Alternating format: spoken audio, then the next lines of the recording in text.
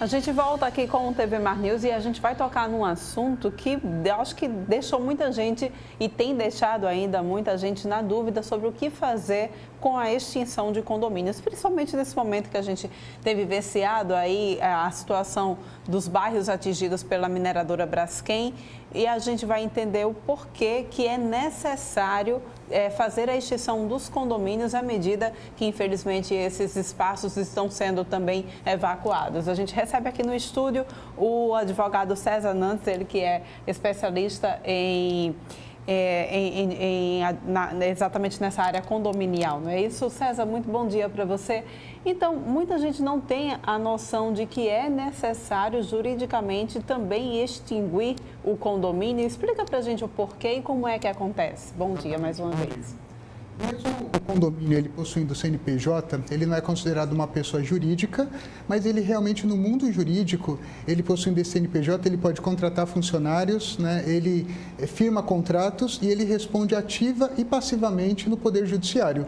Então, esses condomínios, o Código Civil ele já prevê a figura da extinção, mas o Código Civil ele prevê naquele condomínio que ele, quando ele vai desmorando, infelizmente, ele vem a desmoronar, que 50% mais um dos condôminos, eles têm que optar se aquela torre realmente ela vai ser reconstruída.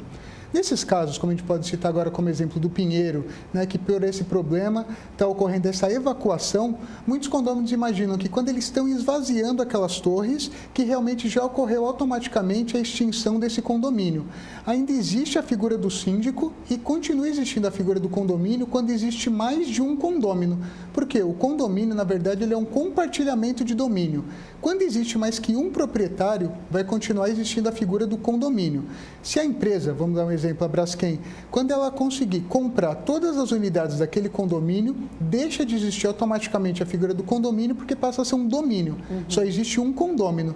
Mas enquanto uma unidade ainda não fizer a venda, não aceitar essa indenização, continua ocorrendo ainda a figura do condomínio, continua ainda ocorrendo legalmente esse objeto que precisa, junto à Receita Federal, junto ao Tribunal de Justiça, o síndico precisa verificar, mesmo que ele tenha vendido a unidade, se o mandato dele ainda está vigente, porque assim não é de forma automática, porque muita gente imagina, quando eu evacuei a torre, recebi, ainda não existe mais o condomínio, não é bem assim.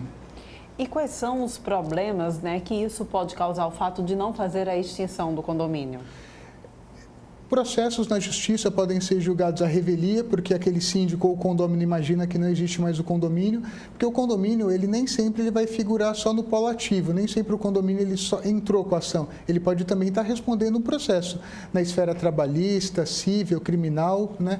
Então, o primeiro passo é verificar se existem processos em andamento. Quando, nesse caso, voltando no caso da Braskem, quando ela adquire uma unidade, ela pega o ônus e o bônus. Então, ela pega as despesas daquele condomínio, mas em muitos casos ainda existem receitas a serem recebidas. Aqueles condomínios, quando eles foram evacuados, claro que eles existiam contratos em andamento, funcionários registrados, mas eles também possuíam uma receita a receber de inadimplentes, que muitas vezes já poderiam estar acionados. Então, aquele condomínio ainda possui verba para receber. E essas audiências podem estar sendo julgadas à revelia. Então, aquele condomínio pode estar tomando um prejuízo. Se for numa esfera trabalhista, essa revelia pode estar gerando condenações. Então, é importantíssimo que essa extinção ocorra realmente legalmente. Então, você precisa comprovar que não existem mais contratos em andamento, que não existem tributos a serem pagos e que não existem mais processos. Nem que o condomínio acionou, nem que está sendo acionado. Isso é importantíssimo. E o síndico também ele é importantíssimo verificar se realmente ele ainda consta na Receita Federal como síndico.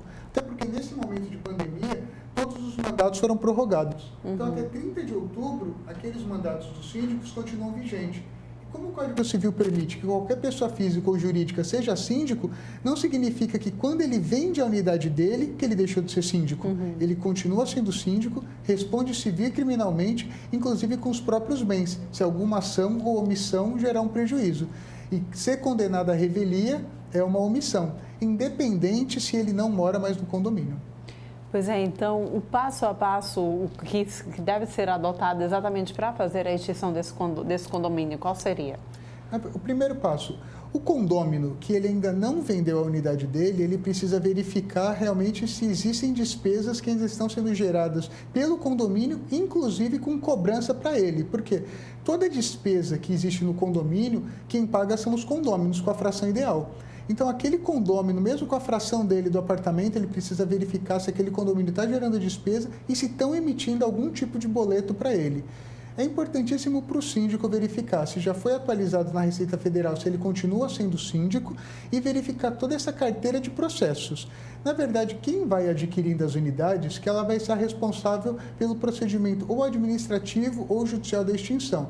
Mas para esse condômino é importantíssimo verificar se ainda existem despesas no condomínio e o síndico verificar se ele continua ainda legalmente representando o condomínio, se foi feita uma nova assembleia, porque muitas vezes podem ser convocados à Assembleia e os condôminos não estão sendo nem convocados. Então, isso é importantíssimo e você consegue, pelo site da Receita Federal, verificar se o CNPJ está ativo. No Tribunal de Justiça, esses processos não correm em segredo de justiça. Então, pelo nome do condomínio ou pelo CNPJ, consegue ver se ainda tem processo. Então, isso é importantíssimo para realmente que esse condomínio ele só vai deixar de existir legalmente quando ele não possui mais um CNPJ, né, na Receita Federal, e quando não possui mais nenhum processo, nem criminal, nem trabalhista, nem tributário e nenhum contrato em andamento. Principalmente porque naquele momento de evacuação, muitos contratos ainda estavam em andamento, muitos funcionários ainda estavam trabalhando e esse vínculo ele precisa ser rescindido, esses funcionários precisam receber, independente do que ocorreu e quem vai fazer esse pagamento. E explica para a gente por que é necessário fazer CNPJ para condomínio? Porque o condomínio, mesmo ele não sendo uma empresa, como ele precisa contratar funcionário, ele vai precisar pagar imposto. Não tem como você pagar imposto se você não vincular um CPF ou um CNPJ. Para você ingressar com uma ação, mesmo não sendo pessoa jurídica, esse condomínio ele precisa de um CNPJ.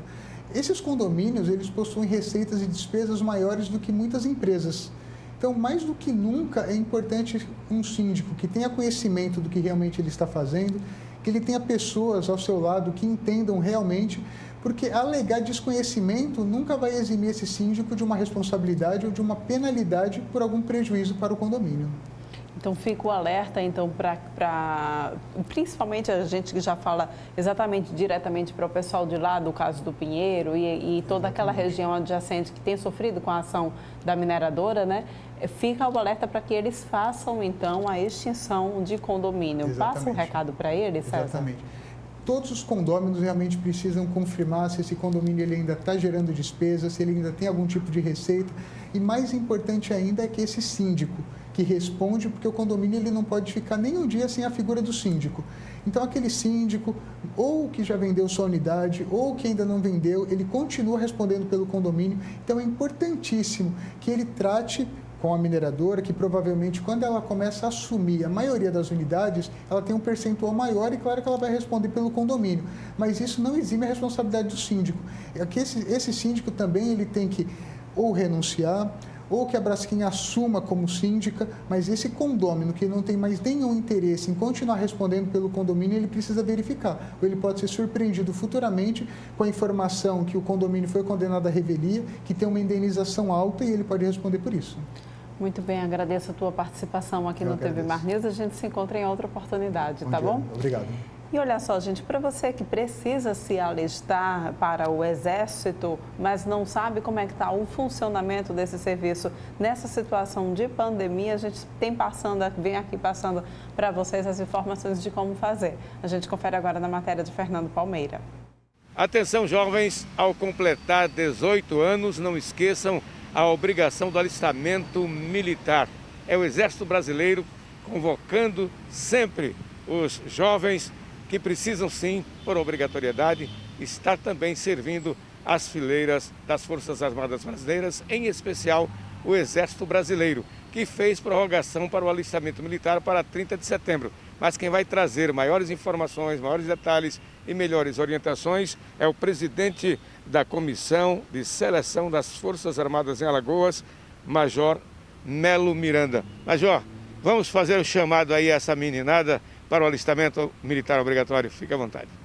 Vamos lá. Então, o jovem, no ano que ele completa 18 anos, de 1º de janeiro até 30 de junho, ele tem que realizar o seu alistamento. Então, nosso alistamento ele é feito através da internet, no site www.alistamento.eb.mil.br, e lá ele vai lançar os seus dados pessoais e, após feito o alistamento, ele vai passar pela seleção geral, pela comissão de seleção que fica aqui no 59 BMTZ. Uma vez aprovado na comissão de seleção, ele vai estar em condições de servir a uma das 3 forças que nós temos aqui em Maceió. Então, a Capitania dos Portos, ele vai servir a Marinha, o 59 BMTZ, ele servirá ao Exército, ou o Destacamento de Controle de Espaço Aéreo, ele vai servir à Aeronáutica. Então, Major, para aqueles que estão irregular, aqueles que perderam o prazo por acaso, qual a melhor orientação? O prazo esse ano ele foi estendido até o dia 30 de setembro. Então, caso o conscrito que nasceu no ano de 2002 ele tenha perdido o prazo, ele ainda pode realizar o seu alistamento através da internet sem pagar a multa. A multa é um valor simbólico de R$ 4,00. Quem não realizou o alistamento em anos anteriores, ou seja, da classe de 2001, 2000 ou 1999 e outros anos, ele tem que ir na junta do serviço militar para regularizar a sua situação, e ele só pode fazer o seu alistamento presencialmente em uma das 101 juntas que nós temos aqui no nosso estado. Em Maceió nós temos 2 juntas que funcionam, uma no Benedito Bentes e outra no centro da cidade, no Shopping Popular. Ele pode resolver e regularizar a sua situação. Lembrando que a obrigatoriedade é para o sexo masculino. Qual o tempo que um jovem passa aqui prestando esse serviço obrigatório ao serviço militar? Como você falou, a lei de serviço militar obrigatório, ela contempla apenas o segmento masculino. Então o jovem ele vai ficar aqui 1 ano, aprendendo técnicas, táticas e procedimentos para a defesa da pátria, além de outras missões que o Exército ele executa também em tempos de paz, vai aprender bastante sobre civismo e, no decorrer do ano de instrução, ele pode também fazer alguns cursos profissionalizantes que são ofertados pelo batalhão. Pessoal do segmento feminino, caso queira ingressar nas Forças Armadas, pode realizar concursos, tanto para sargento como para a linha de carreira dos oficiais. Então nós já temos, inclusive, dentro do Exército, para o segmento feminino, a possibilidade delas realizarem o concurso para a linha bélica. Então, tanto na Escola de Sargentos Logística, como o ingresso na Escola Preparatória de Cadetes e na Academia Militar das Agulhas Negras. Com relação ao alistamento, ele pode ser feito através do site. Os irregulares presencialmente, nos passe essa informação e o endereço para que o jovem que está completando 18 anos tenha acesso a todas as informações e está em dia com o serviço militar. Então, só ratificando, o nosso site é www.alistamento.eb.mil.br. Então, o pessoal que nasceu, o jovem que nasceu no ano de 2002, ele tem até o dia 30 de setembro para realizar o seu alistamento sem pagar nenhum tipo de taxa, nenhum tipo de multa.